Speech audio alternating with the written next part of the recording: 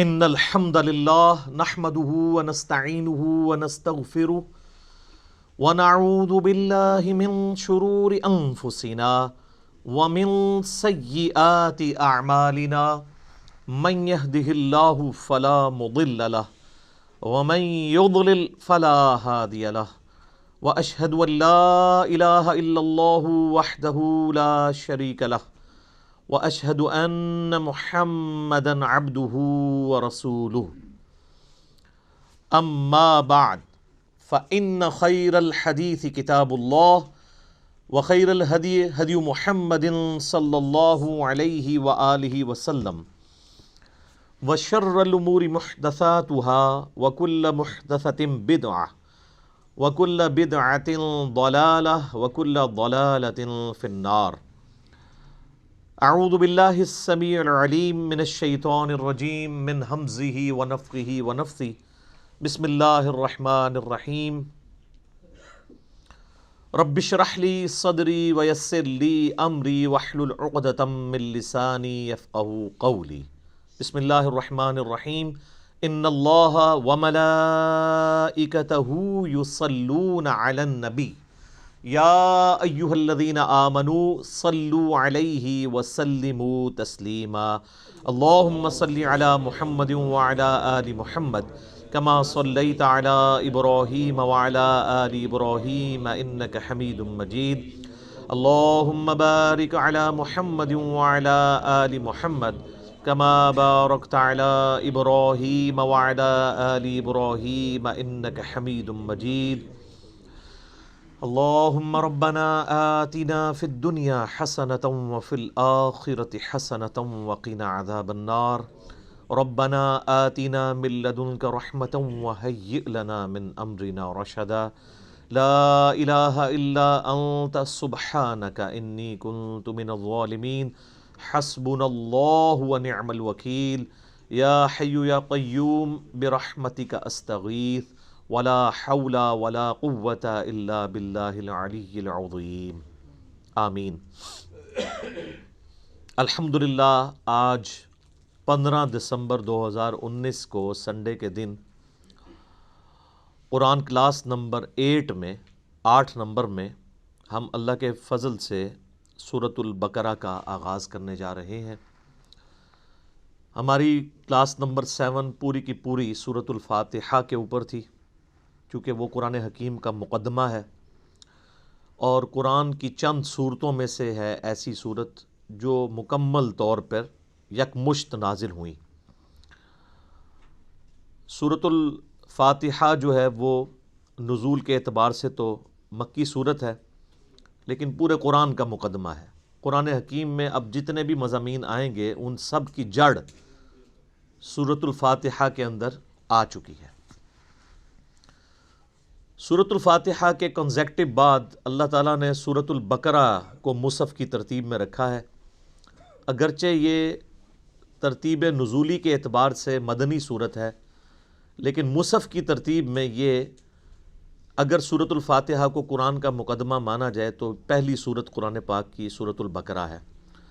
اپنے حجم کے اعتبار سے سب سے بڑی صورت ہے قرآن حکیم کی ہے، اور مضامین کی گہرائی کے اعتبار سے بھی اگر کوئی شخص سورۃ البقرہ مکمل کور کر لے تو اسے آلموسٹ پوری کے پورے قرآن پاک کی ڈاکٹرن کلیئر ہو جائے گی. اور ظاہر ہے یہ آلموسٹ 2.5 پاروں پہ پھیلی ہوئی صورت ہے. آپ کو پتہ ہے کہ قرآن حکیم میں 2/3 قرآن جو ہے وہ مکی ہے اور 1/3 قرآن جو ہے وہ مدنی ہے. اس 1/3 قرآن میں سے بھی 2/3 حصہ وہ پہلے آلموسٹ 6.5 پارے ہیں جو 4 صورتیں ہیں مدنی. سورہ فاتحہ تو مکی ہے، وہ مقدمہ ہے. اس کے بعد سورہ البقرہ، سورہ آل عمران، سورۃ النساء اور سورۃ المائدہ، یہ کنزیکٹو 4 مدنی صورتیں ہیں اور یہ 6.5 پاروں کے اوپر پھیلی ہوئی ہیں. حالانکہ یہ ترتیب نزول کے اعتبار سے بعد کی صورتیں ہیں، بلکہ سورۃ المائدہ میں تو کچھ آیات ایسی ہیں جو بالکل اینڈ پہ نازل ہوئی ہیں. یہ 4 صورتیں نبی صلی اللہ علیہ وآلہ وسلم کی جو شریعت ہے اس کو آلموسٹ کور کرتی ہیں، پلس آپ علیہ السلام سے جو پہلے اگلی امتیں گزر چکی ہیں جیوز اور کرسچنز ان کے جو ایشوز تھے، انہوں نے جو غلطیاں کیں اور اس کی وجہ سے اللہ تعالیٰ کے عذاب کا کوڑا ان پر پڑا، اور الٹیمیٹلی اللہ تعالیٰ نے یہ ڈیسائیڈ کیا کہ اب نئی امت کھڑی کی جائے گی، اور وہ امتیں جو ہزاروں سال سے اللہ تعالیٰ کی طرف سے اس منصب پہ فائز تھی ان کو معزول کیا جائے گا، اور اسی کے سمبل کے طور پہ پھر تحویل قبلہ بھی ہوئی کہ اب امت بھی نئی کھڑی کی ہے تو اب قبلہ بھی یروشلم کی بجائے خانہ کعبہ ہوگا جو ابراہیمی قبلہ تھا۔ میرا اس پہ بھی ایک کلپ چڑھا ہوا ہے کہ خانہ کعبہ یہ قبلہ اول بھی خانہ کعبہ ہے اور قبلہ آخر بھی خانہ کعبہ ہے، بیت المقدس یا یروشلم یہ درمیانی قبلہ ہے، کچھ عرصے کے لیے بیچ میں رہا۔ بہرحال وہ انشاءاللہ جب سورۃ البقرہ میں آیات آئیں گی تو ہم انہیں ڈیٹیل کے ساتھ ڈسکس کریں گے۔ ابھی تو چونکہ میں تعارف کے اوپر بات کر رہا ہوں، تو یہ جو 4 صورتیں ہیں یہ بھی جوڑوں کی شکل میں ہیں۔ پہلا جوڑا سورہ البقرہ اور سورہ آل عمران کا ہے۔ سورہ البقرہ مینلی جیوز کے ساتھ، یہودیوں کے ساتھ ڈیل کرتی ہے، اور سورہ آل عمران کرسچنز کے ساتھ، چونکہ وہ بھی اہل کتاب بھی ایک جوڑا تھا تو اس جوڑے کو اس اعتبار سے ایڈریس کیا گیا۔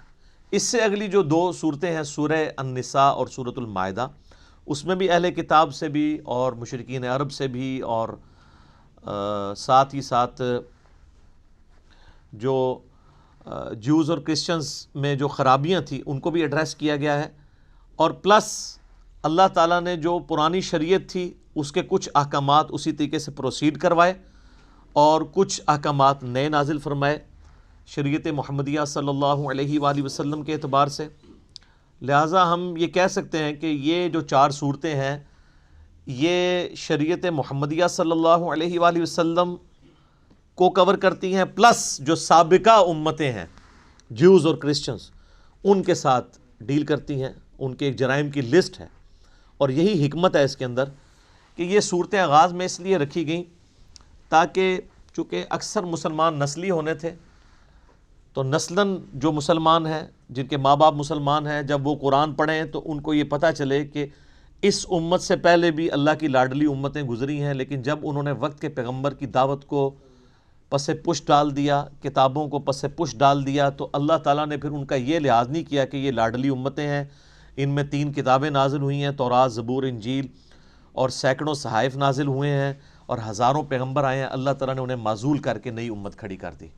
تو اگر تم بھی ویسا ہی کرو گے تو تمہارے ساتھ بھی ویسا ہی ہوگا۔ اور اس پہ جو سورۃ البقرہ کے پہلے 4 رکوع تو چونکہ قرآن حکیم کی پوری دعوت کا خلاصہ ہے، اور اس کے بعد جو اگلے 9 رکوع ہیں وہ بنی اسرائیل کے اوپر اللہ تعالیٰ نے فرد جرم عائد کی ہے، ان کی یعنی جو جرائم ہیں ان کو بیان کیا ہے، پھر اس کے بعد 7 یونیورسل ٹروتھ، ہر جرم کے بعد ایک آفاقی حقیقت اللہ نے بیان کی ہے کہ یہ میرا رول ہے، جب کوئی بھی کوئی یوں کرے گا میں اس کے ساتھ ایسا ہی کروں گا۔ وہ 7 یونیورسل ٹروتھ بھی انشاءاللہ سورۃ البقرہ کے اندر آئیں گے، لیکن یہ جو پہلے 4 رکوع ہیں یہ پورے قرآن کی دعوت کا خلاصہ ہے۔ پہلے 4 رکوع اگر کور کریں گے تو پھر آپ کو ساری کی ساری اس کتاب کا جو اسلوب ہے، یہ کس طریقے سے گفتگو کرتی ہے، وہ سمجھ آ جائے گا۔ تو چونکہ اکثر نسلی مسلمان تھے اس لیے یہ شروع میں صورتیں ہیں، اگرچہ ترتیب نزول کے اعتبار سے یہ مدنی ہے۔ پلس جو سابقہ امتیں ہیں ان میں بھی آپ دیکھ لیں اس وقت کرسچنز آلموسٹ 2.25 ارب کے قریب ہیں، ان کے لیے تو انٹرسٹ سورۃ الانعام میں یا سورۃ الواقعہ میں یا سورۃ الاعراف میں اس طریقے سے نہیں ہے جو انٹرسٹ ان کا سورۃ البقرہ اور سورہ آل عمران میں ہے، کیونکہ وہ ان کے معاملات کو مینلی ڈیل کر رہی ہے۔ تو اس لیے یہ صورتیں اللہ تعالیٰ نے بڑی حکمت کے ساتھ شروع میں رکھی ہیں، اور یہ یاد رکھیے گا یہ اس وقت جو ہمارے پاس مصحف موجود ہے اپنے نزول کی ترتیب کے اعتبار سے تو ایسا نہیں ہے، لیکن اللہ کے پاس لوح محفوظ میں اسی ترتیب سے ہے، اور اسی ترتیب سے نبی علیہ السلام نے جو دورہ کیا قرآن کا حضرت جبرائیل کے ساتھ، جو میں نے تعارف قرآن میں 6 لیکچر دے دیے ہیں وہ آپ سن سکتے ہیں، تو یہ نبی علیہ السلام نے مصحف خود لکھوایا اسی ترتیب کے ساتھ۔ میرے بھائیو، سورۃ البقرہ اور سورہ آل عمران جوڑا ہے، اور قرآن حکیم کی آلموسٹ ساری صورتیں ہی اکا دکا کے سوا جوڑے کی شکل میں ہیں۔ یہ ٹروتھ جو ہے سب سے پہلے ریویل کیا ہے حمید الدین فراہی رحمہ اللہ تعالیٰ نے، جن کو فوت ہوئے آلموسٹ 100 سال گزرے ہوں گے۔ ڈاکٹر اسرار صاحب کے بھی آپ سمجھ لیں دادا استاد، غامدی صاحب کے بھی دادا استاد، جو امین احسن اصلاحی صاحب تھے جو غامدی صاحب اور ڈاکٹر سراج صاحب کے مشترکہ استاد ہیں، ان کے وہ استاد تھے. انہوں نے یہ ٹروتھ ریویل کیا اور یہ حقیقت ان پہ اللہ تعالیٰ نے کھولی. ظاہر ہے قرآن کبھی بھی پرانا نہیں ہوگا کہ قرآن حکیم کی صورتیں جوڑوں کی شکل میں ہیں، اور انہوں نے کوئی اس کو انوینٹ نہیں کیا، بلکہ انہوں نے احادیث پہ جب تفکر کیا، پھر قرآن پاک کی آیات دیکھی تو ان کو آئیڈیا ہوا کہ واقعی تو جوڑوں کی شکل میں ہے. صورتوں کو اگر آپ کریٹیکلی واچ کریں، سورۃ الفلق اور سورۃ الناس یہ ایک جوڑا ہے. حدیث میں بھی المعوذتین، دو پناہ دینے والی صورتیں ان کو کہا گیا ہے. اور انسان میں بھی مرد و عورت کا جوڑا جو ہوتا ہے وہ ایک دوسرے کا ریسیپروکل ہوتا ہے، لیکن ایک مشترکہ چیز کی اچیومنٹ کے لیے وہ جوڑا جو ہے یعنی اولاد کی پیدائش کا ذریعہ دونوں کو بنایا گیا. سورۃ الفلق اور سورۃ الناس بڑا پرفیکٹ جوڑا ہے. سورۃ الفلق میں ان چیزوں کے شر کے اگینسٹ اللہ کی پناہ مانگی گئی ہے جو باہر سے حملہ آور ہوتی ہیں، اور سورۃ الناس میں ان چیزوں کے شر کے اگینسٹ پناہ مانگی گئی ہے جو داخلی ہیں، جو اندر سے حملہ آور ہوتی ہیں. تو یہ دونوں چیزیں امپورٹنٹ ہیں، باہر سے حملہ ہونے والی خارجی چیزیں اور داخلی چیزیں. جوڑا ہے. سورہ بقرہ سورہ آل عمران بھی جوڑا ہے. سورۃ البقرہ میں جوز اور سورہ آل عمران میں کرسچنز. اور اس کا اشارہ بھی موجود ہے صحیح مسلم کے اندر. نبی صلی اللہ علیہ وآلہ وسلم نے فرمایا کہ قرآن حکیم کی تلاوت کیا کرو، قرآن اپنے پڑھنے والے کے لیے سفارش کرے گا. اور پھر آپ نے بالخصوص فرمایا کہ سورۃ البقرہ اور سورہ آل عمران یہ قیامت والے دن دو پرندوں اور دو بادلوں کی شکل میں چمکتے ہوئے، الزہراوین کے الفاظ ہیں، دو چمکتے ہوئے بادلوں کی شکل میں ظاہر ہوں گی اور اللہ تعالیٰ سے جھگڑا کریں گی اس شخص کے حق میں جو ان کی تلاوت کیا کرتا تھا. یہ صحیح مسلم الفاظ ہیں. اور آپ علیہ السلام نے فرمایا کہ اپنے گھروں میں اس کی تلاوت کرو، جادوگر سورہ بقرہ کو نہیں پہنچ سکتے. اور صحیح مسلم شریف میں حدیث ہے کہ جس گھر میں سورہ البقرہ کی تلاوت کی جاتی ہے وہاں سے شیطان بھاگ جاتا ہے، شیاطین بھاگ جاتے ہیں. اور یعنی یہ جادوگروں کے اگینسٹ، شیاطین کے اگینسٹ یہ سورۃ البقرہ جو ہے یہ بڑی پرفیکٹ صورت ہے. اس کے علاوہ بھی یعنی بخاری مسلم میں آپ کو اس کے کئی ایک فضائل مل جائیں گے. میں نے آلریڈی مسئلہ نمبر 112 ABC 3 لیکچرز جو ہیں وہ قرآن حکیم کی 12 صورتوں کے فضائل کے اوپر ریکارڈ کروا دیا ہے. جسے شوق ہو تو وہ ان لیکچرز کو دیکھ لے. اور مسلم شریف کے یہ بھی الفاظ ہیں کہ نبی علیہ السلام نے فرمایا کہ سورہ البقرہ کو پڑھنا برکت ہے اور اسے چھوڑ دینا حسرت ہے. یعنی اس کے اندر وہ فضائل ہیں کہ وہ کوئی محروم شخص ہی اس سے محروم رہے گا. بخاری و مسلم میں ایک اور حدیث ہے، سیدنا اسید بن حضیر رضی اللہ تعالیٰ عنہ کہتے ہیں کہ ایک رات میں سورہ بقرہ کی تلاوت کر رہا تھا تو میرے پاس ایک گھوڑا میرا بندھا ہوا تھا تو اس نے بدکنا شروع کر دیا. تو میں نے تلاوت روک دی تو وہ بالکل سٹیبل ہو گیا. پھر میں نے تلاوت شروع کی، وہ بدکنا شروع ہو گیا. حتیٰ کہ وہ کہتے ہیں میرا ایک چھوٹا سا بیٹا جو پاس ہی لیٹا ہوا تھا یحییٰ، مجھے خطرہ ہوا کہ یہ گھوڑا اس پہ نہ چڑھ دوڑے، اتنا بدکے. میں نے پھر تلاوت روک دی تو میں بڑا پریشان ہوا کہ یہ سورہ البقرہ کی تلاوت کرنے سے یہ اس طرح کے ایفیکٹ کیوں آ رہے ہیں. یہ صحیح مسلم میں بھی ہے، بخاری میں بھی حدیث ہے. تو کہتے ہیں میں نے بائی چانس ہی جب نگاہ اٹھا کے دیکھا تو مجھے اپنے اوپر ایک بہت بڑا بادل نظر آیا جس میں کئی ایک چراغ روشن تھے، اور بیسیکلی وہ فرشتے تھے. اور جب میں تلاوت شروع کرتا تھا وہ بادل نیچے آ جاتا تھا اور اس کی وجہ سے گھوڑا بدکتا تھا. تو صبح کے وقت میں نے نبی علیہ السلام سے جب یہ واقعہ بیان کیا تو آپ علیہ السلام نے فرمایا وہ فرشتے تھے جو تمہاری تلاوت سننے کے لیے آئے تھے، اور اگر تم یہ تلاوت جاری رکھتے تو وہ زمین پہ بھی اتر آتے اور عام لوگ بھی ان کو دیکھ لیتے. اچھا یہ ایکسپیرینس اب نہیں ہوں گے. اس طرح کے ایکسپیرینسز نبی علیہ السلام کے مبارک دور میں اس لیے ہوتے تھے کہ اللہ تعالیٰ ایک نئی امت کھڑی کر رہا تھا. صحیح بخاری میں حدیث ہے، عبداللہ ابن مسعود کہتے ہیں کہ ہم نے نبی علیہ السلام کے ساتھ اس حال میں کھانا کھایا ہے کہ ہم جب لقمہ توڑ کے منہ میں ڈالنے لگتے تو ہم اس کی تسبیح کی آواز بھی سنا کرتے تھے.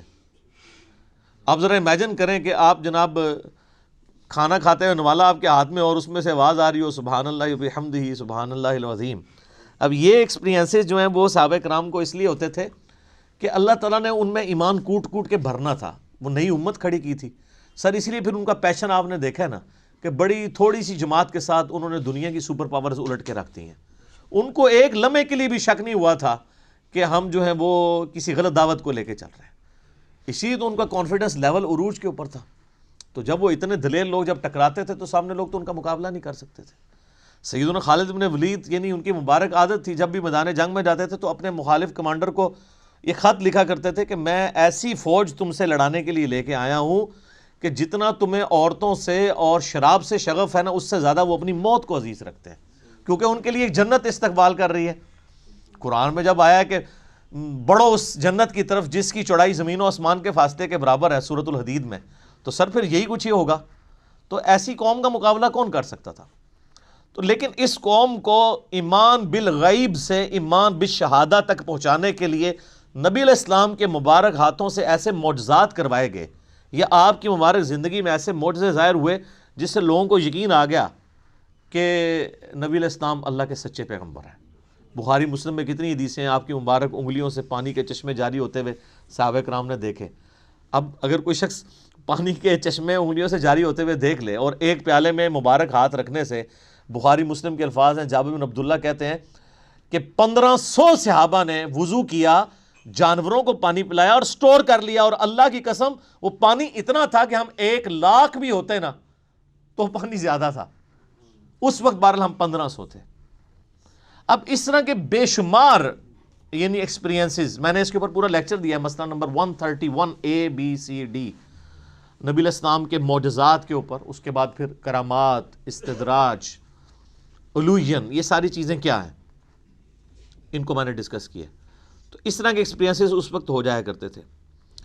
پھر صحیح مسلم کے اندر ایک حدیث ہے کہ قرآن حکیم کی جو آیت اعظم ہے، آپ علیہ السلام نے ابی ابن کعب سے پوچھا کہ بتاؤ قرآن کی سب سے عظمت والی آیت کون سی ہے؟ تو انہوں نے کہا اللہ لا الہ الا هو الحی القیوم۔ نبی علیہ السلام اتنے خوش ہوئے کہ آپ نے اپنا مبارک ہاتھ ان کے سینے پہ مارتے ہوئے کہا کہ ابو منذر، تمہیں تمہارا علم مبارک ہو، یعنی بڑی آبزرویشن ہے تمہاری کہ تم نے قرآن حکیم کی سب سے عظیم ترین آیت کو، یعنی نبی علیہ السلام کے بتائے بغیر انہوں نے آبزرو کر لیا کہ یہ آیت ہے۔ پھر وہ بخاری میں، وہ بھی سورۃ البقرہ میں ہے، آیت الکرسی، آیت نمبر 255 ہے سورۃ البقرہ کی۔ پھر بخاری میں وہ بڑی لمبی حدیث ہے جو انسانی شکل میں آ کے شیطان جو ہے وہ مال جو تھا، مال غنیمت کہہ لیں، بیت المال کی جو حفاظت کے لیے حضرت ابو ہریرہ کو نبی علیہ السلام نے جو ہے وہ رکھا ہوا تھا، تو رات کے وقت وہ شیطان انسانی شکل میں آتا تھا۔ الٹیمیٹلی جب وہ پکڑا گیا تو اس نے پھر حضرت ابو ہریرہ کو ایک رشوت کے طور پہ آپ کہہ لیں، مدنی رشوت، الیاس قادری صاحب اس طرح کی چیزوں کو استعمال کرتے ہیں نا، تو ایک چھٹکارے کے لیے اس نے کہا میں تمہیں ایک وظیفہ بتاتا ہوں، مجھے چھوڑ دو تم۔ ان کا میں تو نبی علیہ السلام کے پاس پیش کروں گا تمہیں۔ ان کو نہیں پتا تھا یہ شیطان ہے، انسانی شکل میں آیا تھا، کیونکہ اس ٹائم علم غیب نہیں ہوتا تھا، یہ تو بزرگوں کو بعد میں پتہ چل جاتا ہے نا۔ تو حضرت ابو ہریرہ کو تو علم غیب کوئی نہیں تھا۔ اب نبی علیہ السلام کے پاس جب آئے، آپ نے فرمایا تمہیں پتہ ہے یہ 3 راتوں سے جو تمہارا مہمان بنا ہوا تھا نا چوری کرنے کے لیے، جو بیت المال کی آیا تھا، وہ شیطان تھا۔ البتہ جو اس نے جاتے ہوئے یہ بات کی نا کہ قرآن حکیم میں ایک آیت ایسی ہے کہ اگر تم رات کو بسترے پہ جاتے وقت تلاوت کر لو تو صبح تک اللہ تعالیٰ تمہاری حفاظت پہ ایک فرشتہ مامور کر لے گا، تو وہ ہے تو جھوٹا تھا، اس نے بات سچی کی ہے۔ تو اس سے ایک اصولی بات پتہ چل گئی کہ اگر کوئی جھوٹا شخص بھی صحیح بات کرے نا تو بات کو لینا چاہیے، بندے کو چھوڑ دینا چاہیے۔ یہاں حالت یہ ہے کہ کوئی بندہ جو ہے وہ بات کرتا ہے تو کہتے ہیں اس کی داڑھی پوری نہیں ہے تو ہم اس کی بات نہیں مانیں گے، یہ ہمارے فرقے کا نہیں ہے ہم اس کی بات نہیں مانیں گے۔ وہ یہ دیکھو بات کیا کر رہا ہے، یہ نہ دیکھو بات کون کر رہا ہے۔ یہ نبی علیہ السلام نے ہمیں تعلیم دی ہے، اور مولویوں کی کامیابی کا راز یہی ہے کہ وہ اس حدیث کے اوپر عمل نہیں کرنے دیتے، وہ فوراً ڈکلیئر کرتے ہیں یہ تو بدعتی ہے، یہ تو گمراہ ہے، یہ رافضی ہے، یہ ناسبی ہے، یہ خارجی ہے، یہ بد مذہب ہے، اس سے بچنا ہے۔ تو سب سے بڑا بد مذہب اس روئے عرض پہ اگر کوئی ہو سکتا ہے تو شیطان ہی ہو سکتا ہے نا، اور کنفرم جہنمی اگر کوئی ہو سکتا ہے تو وہ شیطان ہے۔ تو نبی علیہ السلام فرمایا ہے جھوٹا ہے، بات سچی کی ہے۔ تو شیطان اگر سچی بات کرے تو لے لیں، تو اگر آپ ہمیں شیطان ہی سمجھتے ہیں تو تب بھی آپ بات دیکھیں، اب وہ بات آپ کے خلاف ہے تو یہ اسی طریقے سے ہے کہ وہ انگریز آپ کو آ کے کہے کہ جی سورہ بقرہ کی آیت نمبر 279 میں اللہ تعالیٰ نے ڈکلیئر کیا ہے اس شخص کو، اللہ اور اس کے رسول کی جنگ ہے اس کے خلاف جو سود کھاتا ہے۔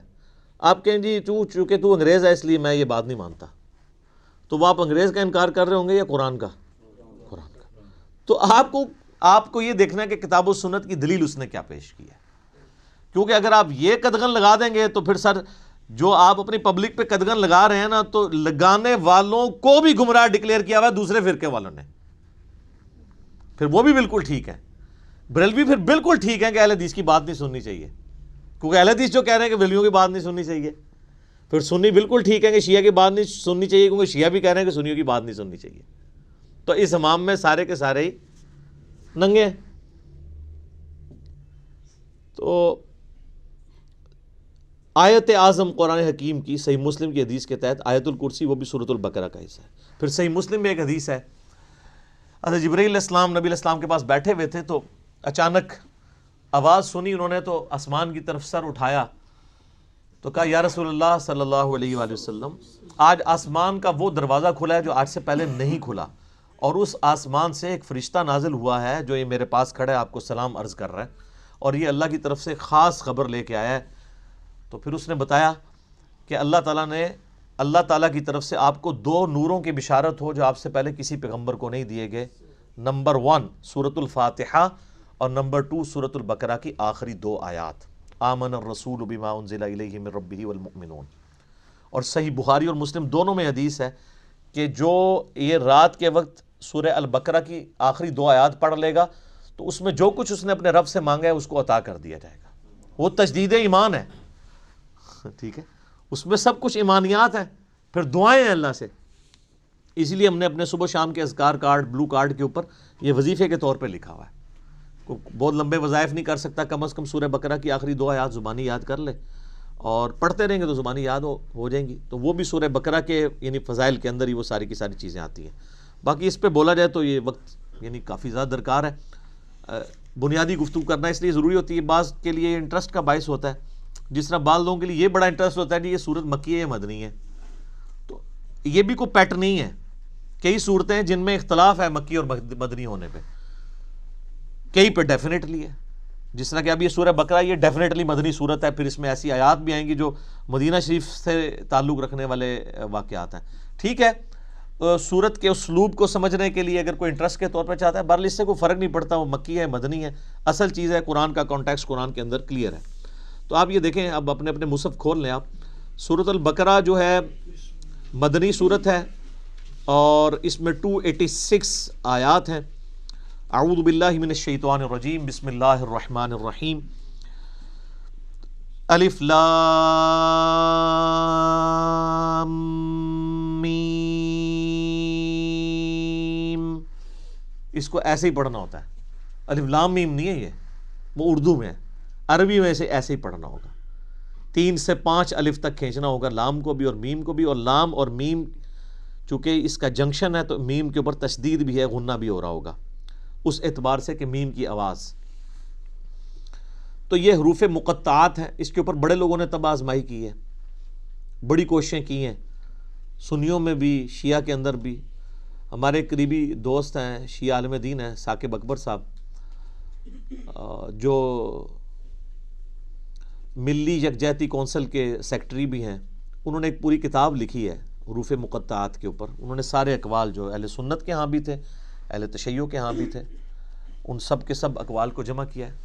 الٹیمیٹلی رزلٹ یہ ہے کہ یہ اللہ اور اس کے نبی علیہ السلام کے درمیان جو ہے کوڈ ورڈز ہیں، اور کچھ الفاظ کو تو ہم قرآن حکیم کی روح سے ان کا مطلب بھی جان سکتے ہیں، اور عربی میں اس وقت عربی لنگوسٹک کے اندر مستعمل تھا اس طرح کے کوڈ ورڈز یوز کرنا، تو اس لیے کبھی بھی مشرکین عرب نے اس کے اوپر اعتراض نہیں کیا کہ یہ اس کا مطلب بتایا جائے ہمیں، کیونکہ ان کے بھی کوڈ ورڈز چلتے تھے، کچھ کا بتا بھی دیا گیا، جس طرح کہ جو سورہ نون ہے، سورۃ القلم بھی جسے کہتے ہیں، پارہ نمبر 29 میں، تو اس میں صاحب الحوت کا ذکر آیا، یعنی مچھلی والے، کون؟ سیدنا یونس علیہ السلام۔ اور سورہ الانبیاء میں حضرت یونس کا نام ہے ذن نون، نون والا، جیسے ہم کہتے ہیں نا ذل جلال یا ذل جلال، حالت رفع میں پڑھا جائے گا ذل جلال، جلال والا اللہ کا نام ہے، تو وہاں پہ ذن نون، نون والا، تو نون والا کون؟ وہ سورہ القلم میں، اس میں آغاز ہی کس سے ہوتا ہے؟ نون والقلم وما یسطرون، تو اس پہ تو اجماع امت ہے کہ وہاں نون سے مراد مچھلی ہے. اور عرب میں اس طرح کے کوڈ ورڈز یوز ہوتے تھے. مثلا یہ جو توئیں ہیں نا، یہ سانپ کے لیے سمبل کے طور پہ استعمال ہوتا تھا. اس کی شکل بھی آلموسٹ دیکھ لینا، کوبرا سانپ اگر ایسے کھڑا ہو اور یوں اس کی دم ہو تو یہ سمبل استعمال ہوتا تھا عرب میں.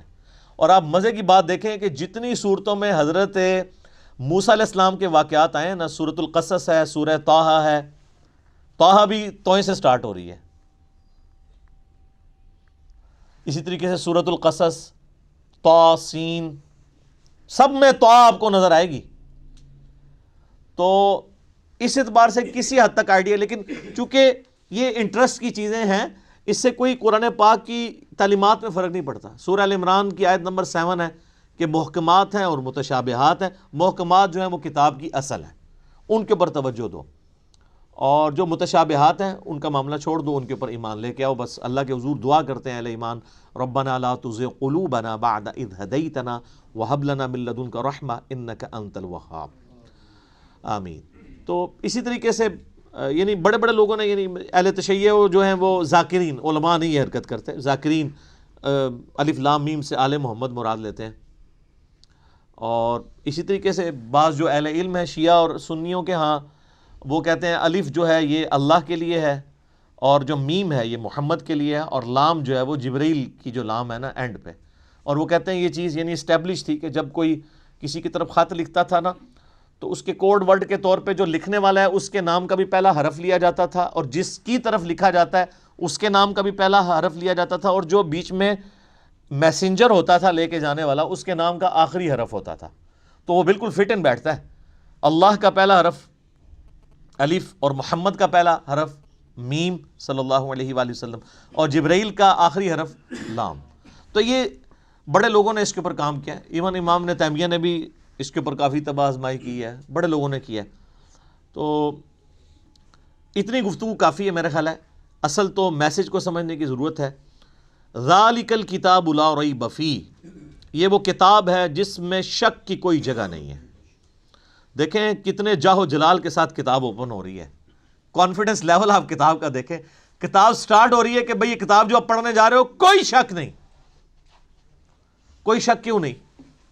اس کی وجہ یہ کہ اس کتاب کے اندر جو کانفیڈنس اور جو سچائیاں بیان ہوئی ہیں نا، وہ اپنا آپ منوا لیتی ہیں. اور اس میں یہ بھی امپلائڈ تھا کہ جو سابقہ امتیں ہیں نا، جیوز اور کرسچنز، ان کو اس میں کوئی شک نہیں ہے. جس طرح کہ سورہ الانعام میں آتا ہے کہ نبی علیہ السلام کو ایسے پہچانتے ہیں جس طرح اپنے بیٹوں کو. اور سورۃ الاعراف میں آتا ہے کہ یہ اس نبی کو، نبی امی کو اپنے اندر پا رہے ہیں جس کی صفات وہ تورات اور انجیل کے اندر پڑھتے تھے. یعنی یہ کتاب کوئی شک نہیں ہے کہ یہ وہی کتاب ہے. مراد یہ کہ یہ وہی کتاب ہے جس کی پروفیسیز تورات اور انجیل کے اندر موجود تھی. کوئی شک نہیں ہے. ان معنوں میں بھی بے شک یہ وہی کتاب ہے جس کا تمہیں انتظار تھا، اور ان معنوں میں بھی کہ یہ اللہ کی طرف سے نازل ہوئی ہے، اس میں کوئی کنٹراڈکشن نہیں ہے، یہ اللہ کی کتاب ہے. دونوں اعتبار سے یہ شک سے پاک ہے. جو سورہ النساء کی آیت نمبر 82 میں بھی آگے چل کے آئے گا کہ اگر قرآن کسی اور کی طرف سے آتا اللہ کے سوا تو تم اس میں بڑا اختلاف کثیر پاتے. یعنی اس کی آیات آپس میں ٹکرا رہی ہوتی، ایک مضمون کچھ اور کہہ رہا ہوتا، دوسرا اس کے بالکل اپوزٹ.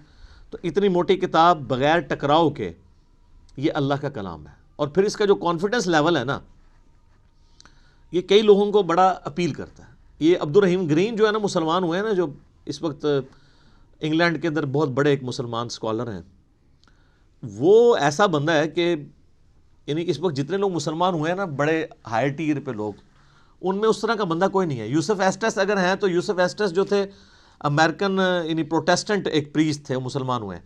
لیکن یہ جو عبد الرحیم گرین ہے نا، اس نے دنیا کے سارے مذاہب پریکٹیکلی پھرے ہیں. یہ 4 سال تک بدھسٹ بھی رہے ہیں، کرسچن بھی رہے ہیں، سارے مذاہب پھر کے اینڈ پہ یہ اسلام کی طرف آئے ہیں. آپ ان کی لائف سٹوری بھی انگلش میں رکھی ہوئی ہے جو انہوں نے سنائی ہے. تو وہ عبد الرحیم گرین کہتے ہیں کہ جب مجھے قرآن یعنی جب میں نے پڑھنا شروع کیا نا، تو میں یعنی قرآن پاک کے کانفیڈنس سے بڑا متاثر ہوا کہ یہ بڑے یعنی پیشن کے ساتھ بات کرتا ہے. نمبر 1. نمبر 2، وہ کہتا ہے قرآن میں اس طرح کا ربط نہیں ہے جو انسانی کتابوں میں ہوتا ہے، کیونکہ قرآن کا سٹائل خطبے کا ہے، جو میں پہلے ایڈریس کر چکا ہوں. یہی بات اس نے جوشوا نے بھی کی، جس کا پچھلے دن ہم نے کلپ بھی چڑھایا تھا. How Bible led me to accept Islam. تو وہ بھی یہ کہتے ہیں قرآن کا جو کانفیڈنس ہے نا کہ ایسا کرو تو کامیاب ہو, ایسا نہیں کرو گے تو یہ ہو جائے گا. آپ یقین کریں دنیا میں سخت سے سخت طبیعت والے بندے کی کتاب اٹھائیں نا, اس میں آپ کو وہ اعتماد اور وہ پیشن نظر نہیں آئے گا جو کتاب اللہ کے اندر آپ کو نظر آتا ہے. یہ خدا الہ مالک رب ہی اپنی مخلوق سے اس طریقے سے بات کر سکتا ہے. انسان جتنا مرضی بڑا ہو جائے وہ اس طریقے سے گفتگو کر ہی نہیں سکتا, چاہے بھی تو نہیں کر سکتا. یہ اس کتاب کے اندر زور ہے. لا ریب فیہ ھدی للمتقین. اگر فی ہی کو آپ آگے ملا لیں, لا ریب پہ آپ وقف کر لیں تو پھر یہ معنی بنے گا کوئی شک کی جگہ نہیں ہے. فی ہی ھدی للمتقین, اس میں ہدایت ہے پرہیزگاروں کے لیے. فی کو پیچھے کر لیں تب بھی معنی میں کوئی فرق نہیں پڑتا. ھدی للمتقین, یہ قرآن ہدایت ہے ان لوگوں کے لیے جو ڈر جائیں. یہ ترجمہ اصل ترجمہ ہے اس کا. وقار عربی میں کہتے ہیں نا بچنے کو. اچھا ہم جب کہتے ہیں نا قرآن میں ہدایت ہے پرہیزگاروں کے لیے, یہ ترجمہ کر رہے ہوتے ہیں. اچھا تو جو نان پرہیزگار ہیں ان کے لیے ہدایت کہاں ہے؟ سوال ہے نا. تو اس کا معنی ہی غلط کیا گیا. اس کا ترجمہ مولانا مودودی رحمہ اللہ تعالیٰ نے بالکل ٹھیک کیا کہ یہ کتاب ہدایت ہے ان لوگوں کے لیے جو ڈر جائیں, چاہے وہ کافر ہے, چاہے مسلمان ہے, چاہے گناہ گار ہے, چاہے نیکوکار ہے. کئی نیکوکار ہے پرہیزگار ہیں لیکن ہر الٹا کام کر رہے ہیں کیونکہ وہ متقی نہیں ہے. پرہیزگار یعنی جو آپ نے لائسنس رکھے ہوئے ہیں, داڑھی, شلوار ٹخنوں سے اوپر, تسبیح, ٹوپی, یہ لائسنس ہی ہے نا کسی کی پرہیزگاری کا. آج دنیا میں کسی کو جج کرنے کا طریقہ کیا ہوتا ہے؟ بڑا نیک ہے, وہ کیا دیکھ رہے ہوتے ہیں؟ یہی کچھ دیکھ رہے ہوتے ہیں, گیٹ اپ. حالانکہ تقویٰ تو ادھر ہوتا ہے, وہ تو اللہ کو پتہ ہے ریاکاری کے لیے کر رہا ہے, دکھلاوے کے لیے کر رہا ہے, کس لیے کر رہا ہے. بہرحال جو دنیا کے لائسنس ہیں ان میں جو پرہیزگار ہیں ان میں سے کئی لوگ ہیں جو متقی نہیں ہیں. تو ھدی للمتقین, یہ ہدایت ہے ان کے لیے جو ڈر جائیں. جو بھی ڈر جائے اس کو لیے قرآن کے اندر ہدایت ہے, اور جو نہ ڈرے اس کے لیے قرآن میں کوئی ہدایت نہیں. یہ بڑی خطرناک بات ہے. قرآن سٹارٹ اس سے لے رہا ہے کہ قرآن میں ہدایت اس کے لیے ہے جو ڈر جائے, اور جو نہیں ڈرے گا کوئی ہدایت نہیں. آگے چل کے آئے گا شہر رمضان الذی انزل فیہ القرآن ھدی للناس وبینات من الہدی والفرقان. رمضان کا مہینہ وہ ہے جس میں قرآن نازل ہوا ھدی للناس, پوری انسانیت کے لیے ہدایت ہے. وہاں تو متقی کا بھی ذکر نہیں آیا, پوری انسانیت چاہے کافر ہے چاہے مسلمان ہے. وبینات من الہدی, اور اس میں ہدایت کے بڑے بڑے روشن دلائل ہیں. والفرقان, اور حق اور باطل میں تمیز کرنے والی کتاب ہے یہ. اچھا یہ الفرقان نبی الاسلام بھی ہے.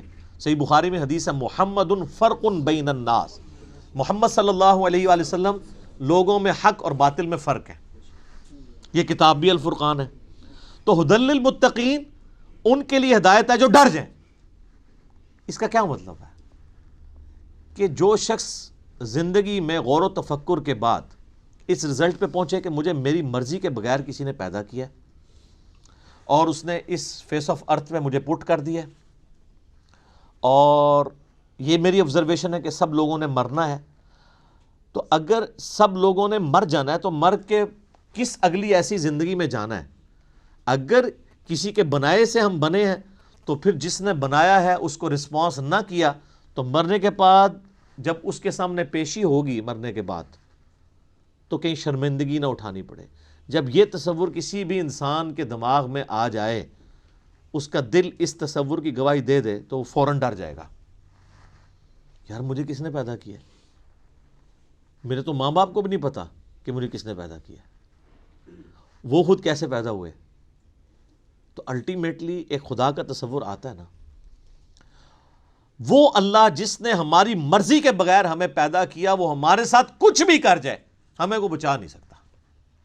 سب سے بڑا تو اس نے ہمارے ساتھ کام کر دیا نا کہ پیدا کر دیا, ہم سے پوچھ کے کیا.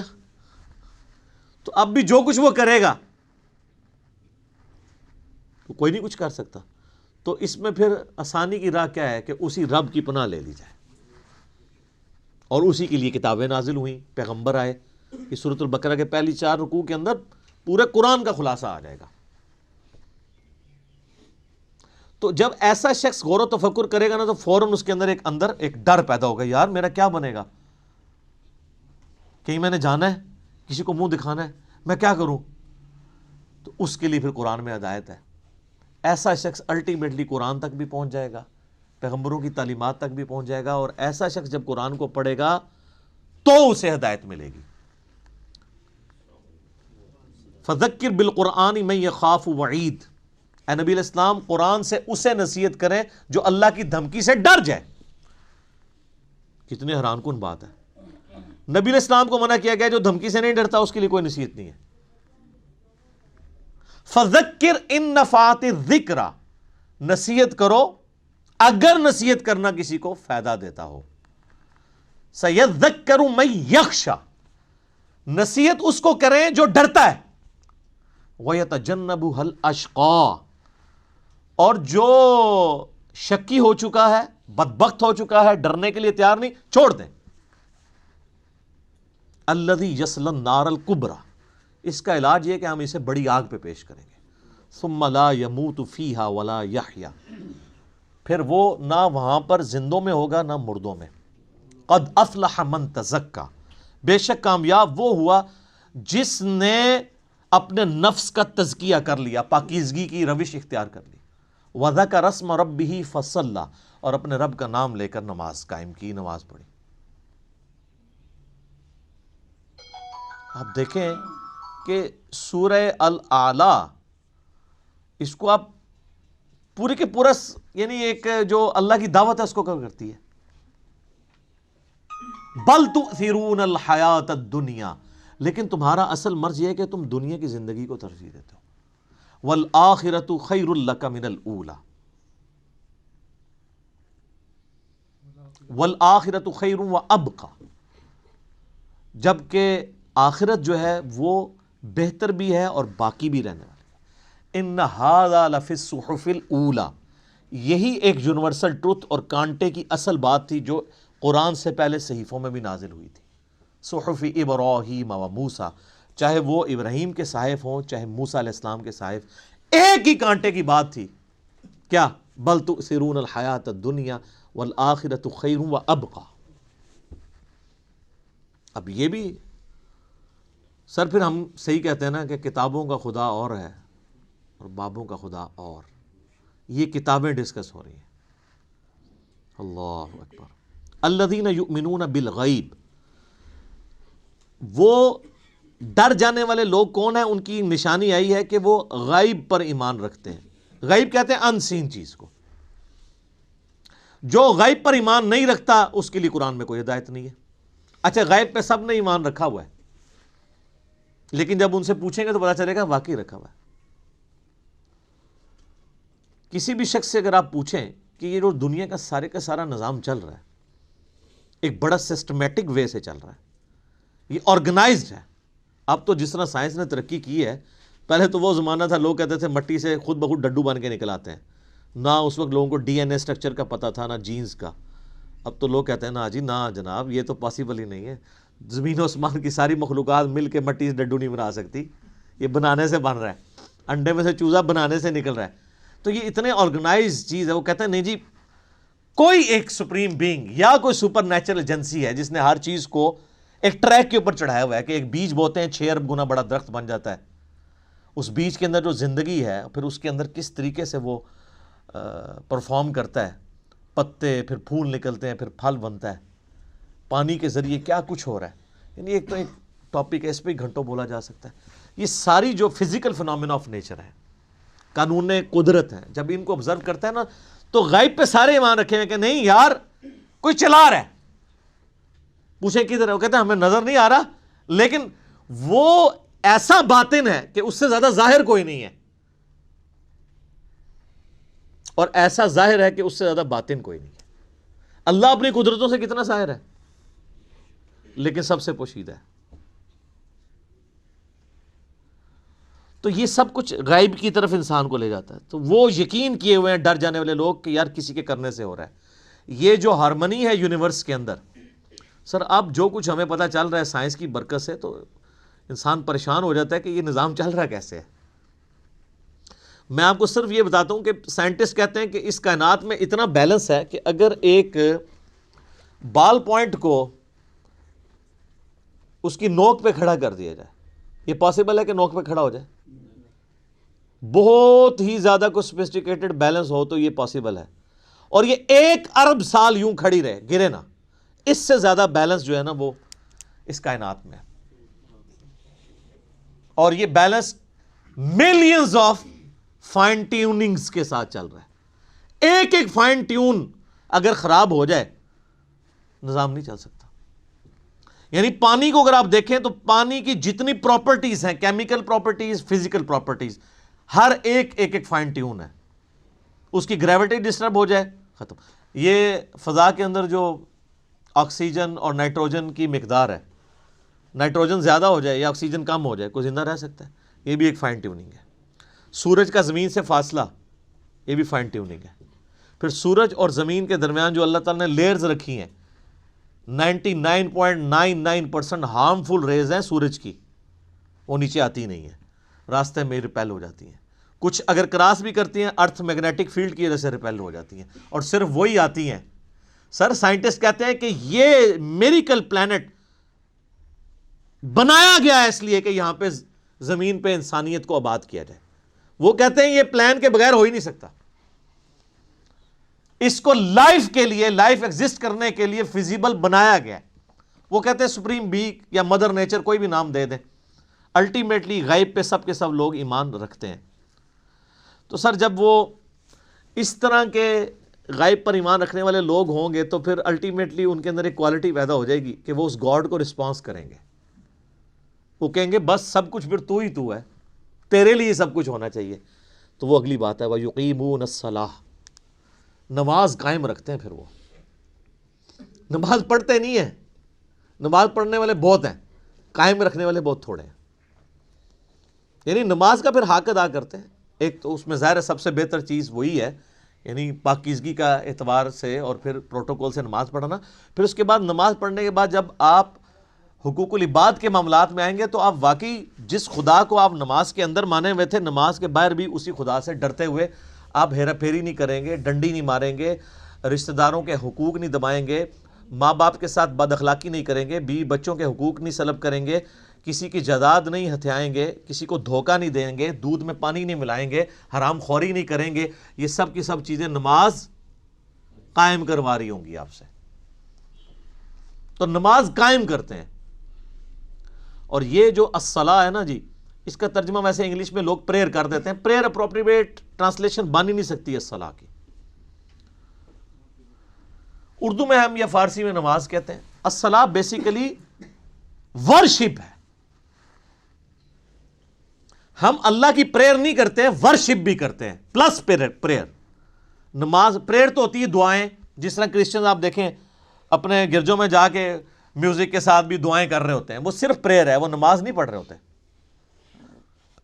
ہم نماز پڑھتے ہیں صلاح, جس میں پریئر بھی ہوتی ہے اور ورشپ. ورشپ ہوتی ہے کہ آپ جس کو اپنا الہ مانے ہوئے اس کے سامنے پوسچرز بناتے ہیں. تو ہم اپنے خدا کے سامنے پوسچرز بناتے ہیں نا, قیام کی حالت میں کھڑے ہوتے ہیں, اس طرح بھی پوسچر بناتے ہیں, ایسے بھی پوسچر بناتے ہیں, چاہے وہ ربنا لک الحمد کے بعد بنا لیں یا قیام میں بنا لیں, پوسچر یہ بھی ایک بناتے ہیں ارسال الیدین والا. پھر گھٹنے پہ ہاتھ رکھ کے رکوع کی حالت میں اللہ کے سامنے پوسچر بناتے ہیں.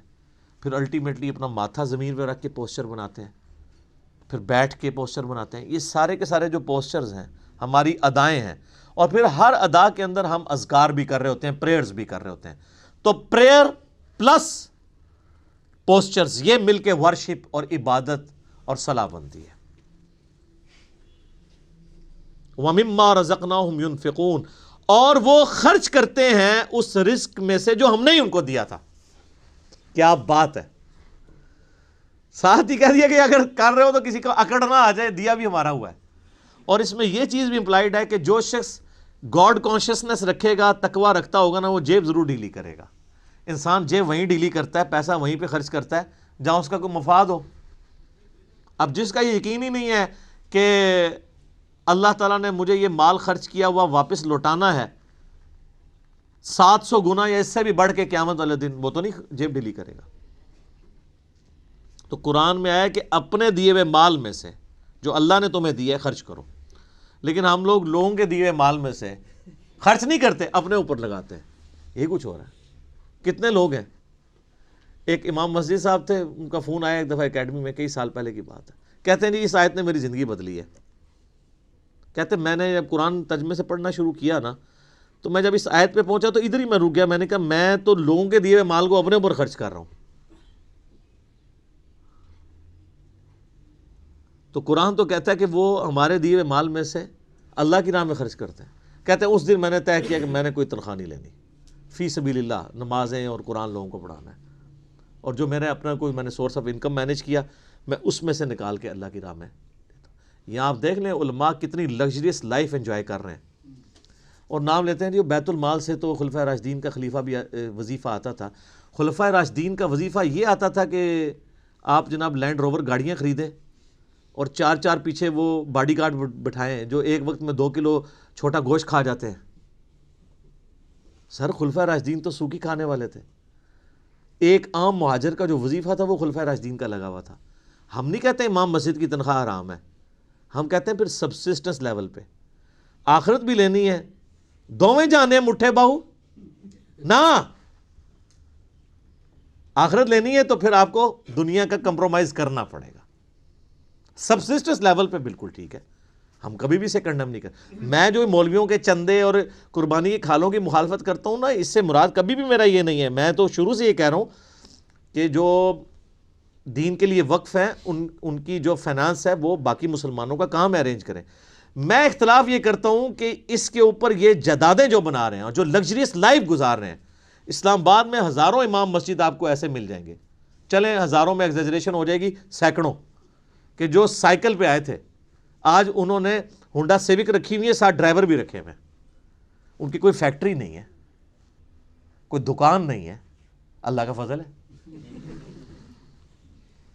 اللہ کا فضل یہ ہے کہ ایک مسجد پہ وہ قبضہ کرتے ہیں۔ وہ آپ اسلام آباد میں تو یہ حالت ہے نا، ابھی اجاڑ زمین پڑی ہوئی ہوتی ہے، سی ڈی اے سے لوکیٹ کراتے ہیں کدھر مسجد بننی ہے، وہاں جا کے وہ ایک چھوٹا سا کمرہ ہو، ہمیں بھی ترس آ رہا ہوتا ہے یار کتنی مشکل ہے، اور نہ پائی بڑی بڑی انویسٹمنٹ کر رہے ہیں، دنیا کی کوئی انویسٹمنٹ کا مقابلہ نہیں کر دی۔ اجاڑ میں جا کے ایک چھوٹا سا کچا سا کمرہ بنا کے بیٹھ جاتے ہیں، ایک چھوٹا سا وضو خانہ ہوتا ہے، پرانے سے لوٹے، ایک باتھ روم، وہ بھی ٹین کا بنا ہوا، لیکن سر 5-6 سال جب گزرتے ہیں وہاں پہ ایک عالی شان مسجد ہوتی ہے اور ایک بہت بہترین قسم کی رہائش ہوتی ہے، جو اگر اسلام آباد میں آپ کو لینی پڑ جائے تو 40-50 ہزار روپیہ اس رہائش کا کرایہ ہوگا، وہ اس مولوی صاحب کی فری ہوتی ہے، اور ایون اس کے اندر جو بل آ رہے ہیں وہ بھی مسجد انتظامیہ دے رہی ہوتی ہے۔ لاکھ روپے کا ایک ایوریج پیکج وہ لے رہا ہوتا ہے، تنخواہ جو ہے وہ تو ویسے ہی ہوتی ہے نا چونگا۔ اور اس کے علاوہ جو جمعے کی نماز کے بعد جو لوگ ویسے وہ مٹھی میں رکھ کے چلے جاتے ہیں وہ اولادہ سے، ٹھیک ہے نا۔ تو یعنی ایک پورا ایک سسٹم ہے جو اس کے اوپر چل رہا ہے، تو ہم کہتے ہیں سبسسٹنس لیول کے اوپر لائف گزاریں۔ پھر آپ نام لیں خلفائے راشدین کا، لیکن اچھا آپ کو واقعات تو سنائیں گے کہ حضرت عمر سے پوچھ لیا جی وہ کرتا کیسے سلوایا آپ نے، تو یہ جو واقعہ سنا رہے ہیں اسی سے وہاں کھڑے ہو کے نا سر آپ نے یہ گاڑی کہاں سے لی ہے، تو اس کے وہ دہشت گرد قسم کے مریدین آپ کو پکڑ لیں گے کہ آپ کو تمیز نہیں بات کرنے کی، یعنی اس کا مطلب ہے یہ سیدنا عمر سے بھی بڑا اپنے آپ کو سمجھتے ہیں۔ دیکھیں نا، تو پھر ہمیں واقعات کیوں سناتے ہیں آپ اگر خود آپ عمل نہیں کرتے؟ تو اللہ کے دیے ہوئے مال میں سے اس کی راہ میں خرچ کرتے ہیں۔ بخاری مسلم میں حدیث ہے، انسان کہتا ہے میرا مال میرا مال میرا مال، اور تیرا مال تو نبی علیہ السلام فرمایا وہ ہے جو تو نے کھا لیا یا پہن کے بوسیدہ کر لیا یا اللہ کی راہ میں خرچ کر کے قیامت والے دن کے لیے سٹور کر لیا اللہ کے ڈیوائن بینک میں، باقی تو تیرے ورثہ کا مال ہے۔ بخاری اور مسلم دونوں میں حدیث ہے کہ انسان کے 3 دوست ہیں، ایک ہی قبر میں ساتھ جاتا ہے، وہ اس کے اعمال ہیں، باقی اس کا مال اور اس کے رشتہ دار وہ باہر ہی رہ جاتا ہے۔ تو جس نے ساتھ جانا ہے اس کے ساتھ پھر پکی یاری لگانی چاہیے نا۔ اللہ اکبر۔ نبی علیہ السلام کی حدیث ہے بخاری اور مسلم میں، نبی علیہ السلام نے فرمایا اے اللہ محمد اور آل محمد کو بس اتنا ہی رزق دینا کہ ان کی روح اور جسم کا رشتہ برقرار رہے۔ کیوں؟ آپ علیہ السلام زیادہ مال کو اوائڈ کرتے تھے، آپ کی فقر کی زندگی تھی، اور یہ فقر اڈاپٹڈ تھا۔ اما عائشہ کہتی ہیں خیبر کے بعد تو وسعت ہو گئی تھی، لیکن حضور کی وفات تک ہماری حالت ہے، بخاری مسلم دونوں میں حدیث ہے، بعض اوقات 1 مہینہ، بعض اوقات 2، بعض اوقات 3 مہینے بھی ہمارے گھر میں چولہا نہیں جلتا تھا، 2 کالی چیزوں، کھجور اور پانی پہ گزارا ہوتا تھا، اور کھجور بھی کوئی پیٹیاں یا ٹوکرے نہیں، 2 کھجوریں صبح اور 2 شام کو بس، اور 1 میٹھا پانی کا پیالہ صبح اور 1 شام کو، یہ ٹوٹل رزق تھا۔ میٹھا پانی اس وقت ایک ایشو تھا، دور سے بھر کے لانا پڑتا تھا۔ اور اس میں مجھے بتائیں، حضور کی بیویاں حضور سے شکایت نہ کرتی تو کیا کرتی؟ لیکن جب شکایت کی، سورۃ العذاب میں اللہ تعالیٰ نے ڈانٹ پلائی، ایسی ڈانٹ پلائی کہ یہاں تک کہا کہ اے نبی ان کو کہو کہ میں تمہیں مال دے کے چھوڑ دیتا ہوں۔ ہائے ہائے ہائے! اور حضور آئے ہیں، بخاری مسلم کے الفاظ ہیں، کہ عائشہ جاؤ اپنے باپ سے مشورہ کرنا ہے کر لو، اللہ نے تو مجھے کہہ دیا اگر تم اس طرح ہی فقر کی زندگی گزارنا چاہتی ہو میرے ساتھ رہو، تو ادروائز میں تمہیں چھوڑ دیتا ہوں مال دے کے۔ انہوں نے کہا میں اللہ، اس کا رسول اور آخرت کو چاہتی ہوں۔ وہ قرآن میں یہ آیا تھا، اگر تم اللہ، اس کے رسول اور آخرت کو چاہتی ہو تو پھر اسی طریقے سے نبی کے ساتھ گزارا کرو۔ تو آپ کی بیویاں اگر آپ کے ساتھ غصہ کھائیں نا تو صبر کیا کریں۔ نبی کی بیویاں، نبی کی تربیت یافتہ بیویاں، ان کے ساتھ اگر یہ معاملہ ہو سکتا ہے تو ہماری بیویاں تو پھر ان سے بہت دور ہیں۔ تو یہ فقر کی زندگی نبی علیہ السلام کی اسی لیے اڈاپٹڈ تھی۔ والذین یؤمنون بما انزل الیک، اے نبی علیہ السلام وہ لوگ ہیں جو ایمان لاتے ہیں اس پر جو آپ کی طرف نازل ہوا، وما انزل من قبلک، اور اس پر بھی جو آپ سے پہلے نازل ہوا۔ اچھا، ادھر یہ نہیں آیا کہ اور اس پر بھی جو آپ کے بعد نازل ہوگا، اس کا مطلب ہے کہ نبوت ختم ہو چکی ہے۔ وَبِالْآخِرَةِ هُمْ يُوقِنُونَ، اور آخرت کی زندگی کے اوپر وہ یقین رکھتے ہیں۔ سر دیکھیں، کتابوں پر ایمان لاتے ہیں اور آخرت پر کیوں؟ آخرت پہ ایمان لانا کافی نہیں ہے، یقین ہونا ضروری ہے۔ یقین نہیں ہوگا آپ کا قبلہ درست نہیں ہوگا۔ یقین کو آپ اسی طریقے سے سمجھ لیں کہ اگر آپ کو کہیں نا کہ یار استری، گرم استری کو اگر ہاتھ لگ جائے نا تو ہاتھ جل جاتا ہے، اور کسی کا جلا ہوا ہاتھ دکھا بھی دیا جائے تو صرف ایمان ہی ہوگا یہ آپ کا، کیونکہ آپ نے خود جلتے ہوئے نہیں دیکھا۔ یقین کے لیے آپ کو استری کے اوپر ہاتھ رکھنا پڑے گا، گرم استری پہ۔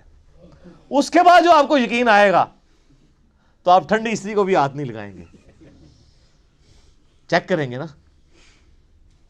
تو یہ ہے یقین، آخرت کا یقین انسان کا قبلہ درست کرتا ہے، ایمان والا معاملہ۔ اچھا، قادیانی اس کے اندر بھی جو ہے وہ 2 نمبری کرتے ہیں۔ وہ بالآخرۃ ہم یوقنون میں وہ کہتے ہیں کہ یہ جو آخرہ اس سے مراد ہے جو اس کے بعد نازل ہوا، حالانکہ وہ قرآن کے اسلوب میں بیٹھتا ہی نہیں ہے۔ ویسے کوئی بےمانی کرنا شروع کر دے علیحدہ بات ہے، وہ تو قرآن اپنے اسلوب میں بالکل کلیئر ہے۔ اب اس میں دیکھ لیں آپ، عقیدہ توحید بھی کلیئر ہے، عقیدہ رسالت بھی کلیئر ہے، کیونکہ آیا کہ ایمان لاتے ہیں جو تم پہ نازل ہوا، اور عقیدہ آخرت بھی۔ جو بنیادی اسلام کے 3 عقائد ہیں وہ سورہ بقرہ کے، میں نے کہا تھا پہلے 4 رکوع جو ہیں نا وہ قرآن کی دعوت کا خلاصہ ہیں، آلموسٹ 40 کے قریب آیات، لیکن پہلی 4 آیات کے اندر ہی کتنی مضامین کی گہرائی موجود ہے۔ تو آپ سے پہلے یعنی تورات اور انجیل اور باقی صاحب یعنی اولڈ ٹیسٹمنٹ، نیو ٹیسٹمنٹ، اس میں بھی ایمان لاتے ہیں، اور آپ پہ جو نازل ہوا۔ ظاہر ہے کہ جوز اور کرسچنز کو چونکہ یہ پتہ تھا کہ اللہ کی کتاب ہے، پروفیسیز موجود تھیں۔ ایون آج کی آپ انجیل مقدس اٹھائیں، جو انارکلی سوسائٹی، جو بائبل سوسائٹی جو ہے انارکلی لاہور، اس میں اولڈ ٹیسٹمنٹ، نیو ٹیسٹمنٹ اور صحائف جو ہیں وہ بنی اسرائیل کے پیغمبروں کے، انہوں نے انجیل مقدس کے نام سے آلموسٹ اتنی والیوم کی ہے، لیکن وہ باریک رائٹنگ ہے، قرآن سے 3 گنا بڑی وہ کتاب ہے۔ آپ اس میں ابھی بھی آپ اولڈ ٹیسٹمنٹ میں تورات کے اندر چلے جائیں، ڈیوٹرانومی چیپٹر نمبر 18 کی جو ہے وہ آیت نمبر 18 پڑھ کے دیکھ لیں۔ اے موسیٰ علیہ السلام، میں تیرے ان کے یعنی امتیوں کے بھائیوں میں سے تیری مانند ایک رسول اٹھاؤں گا، تو وہ یعنی بنو اسرائیل میں سے نہیں بلکہ بنو اسماعیل میں سے۔ میں قرآن کے تعارف میں اس کے اوپر چونکہ بول چکا ہوں، آپ دیکھیں۔ اسی طریقے سے گاسپل آف جان جو ہے نیو ٹیسٹمنٹ میں، اس میں چیپٹر نمبر 15 سے لے کے 18-19 تک آپ کو نبی علیہ السلام کے علاوہ کے حوالے سے پروفیسیز ملیں گی حضرت عیسیٰ علیہ السلام کی، کہ جی مجھے تم سے ابھی بہت کچھ کہنا ہے لیکن تم اس کے متحمل نہیں ہو۔ جب وہ دنیا میں ہستی تشریف لائیں گی، میں تمہارے آسمانی جو باپ ہے یعنی خدا سے یہ بات کروں گا کہ وہ ہستی تم میں آئے اور وہ تمہیں وہ چیزیں سکھائیں گی جس کے ابھی تم متحمل نہیں ہو، وہ اللہ تعالیٰ ان کے منہ میں اپنا کلام ڈالے گا. وہ اپنی خواہش نفس سے کچھ نہیں کہیں گی، وہ وہی کہیں گی جو اللہ ان کو وہی کرے گا. وہی جو ہم کہتے ہیں نا وَمَا يَنطِقُ عَنِ الْهَوَىٰ إِنْ هُوَ إِلَّا وَحْيٌ يُوحَىٰ. تو نبی علیہ السلام، اور اس میں الفاظ ہیں کہ وہ دنیا میں میرا نام روشن کریں گی. حضرت عیسیٰ علیہ السلام کا نام پھر دیکھیں کیسا روشن ہوا ہے. ان کے اوپر جو جیوز نے تہمتیں لگائی تھیں وہ اس کتاب نے دور کی، اور کرسچنز نے جو ان کے نام پہ شرک کھڑا کیا تھا اس کو بھی دور کیا. تو حضرت عیسیٰ ابن مریم علیہ السلام، اللہ تعالیٰ نے اس قرآن کے ذریعے ان کا نام دنیا میں روشن کیا.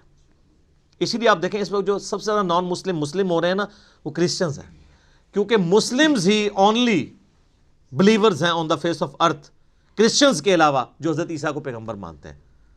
یہودی تو ان کو دجال کہتے ہیں نعوذ باللہ، اور وہ ایک مسیح کے انتظار میں ہے جو آ کے جا چکا ہے. اب جب دجال آئے گا اس کو وہ مسیح مان لیں گے، حالانکہ جو ان کی کتابوں میں مسیح تھا وہ عیسیٰ ابن مریم تھے جن کو انہوں نے انکار کر دیا. اور کرسچنز نے ان کے بارے میں ڈیوینٹی کلیم کر دی، کسی نے خدا کا بیٹا کہہ دیا اور کسی نے کہہ دیا یہ خود ہی خدا ہیں. اللہ تعالیٰ نے ان تمام نظریات کا رد اس کتاب میں کر کے حضرت عیسیٰ علیہ السلام کی صفائی پیش کی، صحیح عقائد بتائے، جوز کی غلطیاں ہائی لائٹ کی، کرسچنز کی وہ انشاءاللہ آگے شروع ہوں گا. اب آگے جو ہے وہ انسانیت میں جو 3 گروہ ہیں ان کا ذکر آئے گا، کہ یہ تو ایمان والے جو گروہ ہیں ان کے بارے میں، بلکہ ایک آیت اس کے ساتھ آپ اگر جوڑ ہی لیں تاکہ یہ مضمون مکمل ہو جائے. اگلی آیت جو ہے نا اولئک علی ھدی من ربہم واولئک ھم المفلحون، ایسے ہی لوگ اپنے رب کی طرف سے ہدایت پہ ہیں اور ایسے ہی لوگ کامیاب ہونے والے ہیں. یہ پہلی 5 آیات کے اندر اللہ تعالیٰ نے انسانیت کے پہلے گروہ کا ذکر کیا ہے جو ایمان تک پہنچے گا. اس کے بعد پھر کافروں کا ذکر آئے گا، پھر اس کے بعد منافقین کا. یہ 3 گروہوں کا ذکر آئے گا. آج ہم نے سورۃ البقرہ کی پہلی 5 آیات کے اندر ان لوگوں کو کور کر لیا ہے، اور اس کا پھر کنکلوژن بھی اللہ نے سنا دیا کہ کامیاب لوگ پھر یہی ہوں گے. ٹھیک ہوگا جی. سبحانک اللہم وبحمدک اشہد ان لا الہ الا انت استغفرک واتوب الیک. اللہم صلی علی محمد وعلی آل محمد کما صلیت علی ابراہیم وعلی آل ابراہیم انک حمید مجید. اللہم بارک علی محمد وعلی آل محمد کما بارکت علی ابراہیم وعلی آل ابراہیم انک حمید مجید. اللہ تعالیٰ سے دعا ہے جو حق بات میں نے کہی اللہ تعالیٰ ہمارے دلوں میں راسخ فرمائے. اگر جذبات میں میرے منہ سے کوئی غلط بات نکل گئی اللہ تعالیٰ ہمیں معاف بھی کر دے، ہمارے دلوں سے محو کر دے، ہمیں کتاب و سنت کی تعلیمات پر عمل کر کے دوسرے بھائیوں تک پہنچانے کی توفیق عطا فرمائے. سبحانک اللہم وبحمدک اشہد ان لا الہ الا انت استغفرک واتوب الیک وما علینا الا البلاغ المبین. جزاکم اللہ خیرا.